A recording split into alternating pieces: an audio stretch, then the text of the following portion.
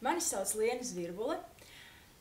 Esmu kordiriģente, mūzikas skolotāja un esmu Alfrēda Kalniņa Cēsu mūzikas vidusskolas absolvente. Valmieras mūzikas skolā lielākā, praktiski varētu pat teikt puse, jā, pat varbūt pat vairāk, ir tieši Cēsu mūzikas vidusskolas absolventi, un tas ir ļoti brīnišķīgi, jo tas nozīmē, ka Cēsu mūzikas vidusskolas pedagogi saviem studentiem iedod tādu pamatu, ka viņi vēlas arī turpināt to pedagoģijas ceļu un dod savas zināšanas tālāk.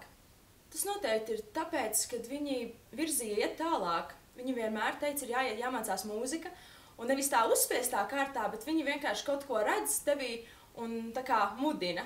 Jo es biju no tiem, kas tiešām ļoti pretojos tam, es teicu, nē, tas nav man un tā, bet viņi bija tie, kas ļoti virzīja. Viena no tādām lietām, kas man ir ļoti palīdzējusi, ir tā, kad, piemēram, Skotelīga Priedīte, kā kordiriģentu nodaļas audzēknei, vienmēr man teica, ej vadi pasākumus, ej organizē, un tas bija tā sākumā, ka viņa teica, novadi programmu, un sākumā teica, nē, tas nav man. Un beigās tas nonāca tā, ka tas tā organiski vienkārši notika, un līdz ar to tas man ļoti tagad palīdz darboties ar maniem kolektīviem, kad es pati varu noorganizēt, es pati varu novadīt, es pati varu daudzas lietas izdarīt. Pat tādas, kas varbūt man likās, piemēram, pirms kādiem 4-5 gadiem likās, ka es to nevaru. Man ir brīnišķīgs kurs. Mēs esam brīnišķīgi 13 absolventi, ar kuriem mēs satiekamies vēl joprojām.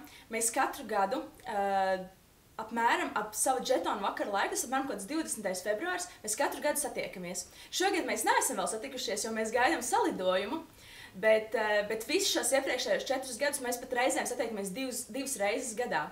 Tā kā mums ir ļoti cieši kontakts, un tāds muzikālā sadarbība man ir ar vienu no tādām tuvākajām draudzenēm no mana kursa ar Madaru Kalniņu, kura manā vārdienā uzdāvināja man skaņdarbu, tautas dziesmas apdari, Tumša nakts zaļa zāle apdari, kur es esmu iestudējusi kopā ar savu kori.